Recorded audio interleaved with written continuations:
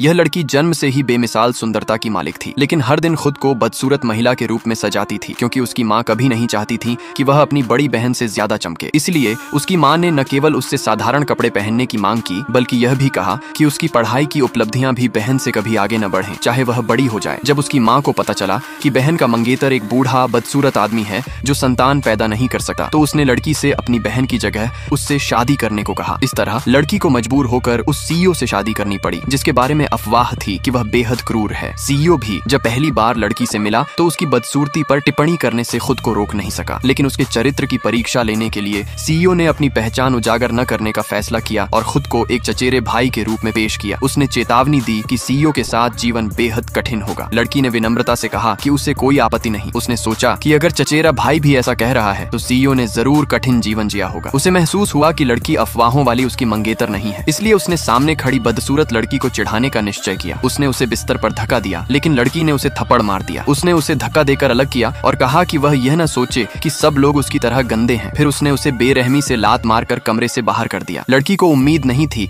कि अगले दिन नाश्ते पर वह उसी आदमी से टकराएगी जिसने पिछली रात उसके साथ ऐसा किया था। इस परेशान करने वाले आदमी से छुटकारा पाने के लिए लड़की ने अपने सहायक से पूछा कि सीईओ कहाँ है। सीईओ ने जल्दी से इशारा किया कि इसे गुप्त रखा जाए। चालाक सहायक ने झूठ बोला कि सीईओ अस्पताल में है। यह सुनकर लड़की ने अस्पताल में उनसे मिलने की इच्छा जताई। सहायक ने कहा कि सीईओ इन दिनों उपलब्ध नहीं है। इस आदमी से बचने के लिए लड़की ने सहायक से कहा कि वह उसे घर छोड़ दे, क्योंकि उसे कुछ सामान लेना था। लेकिन अचानक उस आदमी ने उसे सीट पर दबोच लिया और पूछा कि क्या वह उसे खुद घर ले जाए। असहजता दूर करने के लिए लड़की ने जल्दी से दूध का घूंट लिया, लेकिन आदमी ने साफ कर दिया कि वह उसे घर ले जाने का इरादा रखता है। मजबूरी में वह उसके साथ चली गई। उसने सोचा कि दूरी बनाए रखेगी तो सब ठीक रहेगा, लेकिन आदमी ने कार में उसका हाथ पकड़ लिया और कहा कि वह अपनी भाभी को सवारी दे रहा है, तो क्या उसे आभार नहीं जताना चाहिए। लड़की ने अनिच्छा से कहा धन्यवाद। जैसे ही वह कार से उतरने वाली थी, सीईओ ने उसे चूम लिया, जिससे उसका चेहरा तुरंत लाल हो गया। वह जल्दी से कार से उतरी, लेकिन घर में प्रवेश करते ही उसकी माँ ने डांट लगाई, आरोप लगाते हुए कि वह शादी के पहले दिन ही दूल्हे के चचेरे भाई के साथ थी और इससे पूरे परिवार की जान खतरे में पड़ सकती है। तभी उसकी बहन बाहर आई और ताना मारा कि उसे ज्यादा संयम रखना चाहिए, वरना वह जंग परिवार की बदनामी करेगी। उनके पाखंडी उपदेश सुनकर लड़की को एहसास हुआ कि उन्हें केवल अपने स्वार्थ की चिंता है। वह ऐसे परिवार में जन्म लेने पर दुखी हुई। उसी समय बाहर खड़े सीईओ ने दो संदिग्ध लोगों को उसे देखते हुए पाया। वह उन्हें फंसाने का इरादा रखता था, लेकिन जबरदस्त लड़ाई में वह गंभीर रूप से घायल हो गया और मजबूरन एक गली में भागा। जैसे ही वह एक महिला को बंधक बनाकर मदद लेना चाहता था, उसे एहसास हुआ कि वह महिला उसकी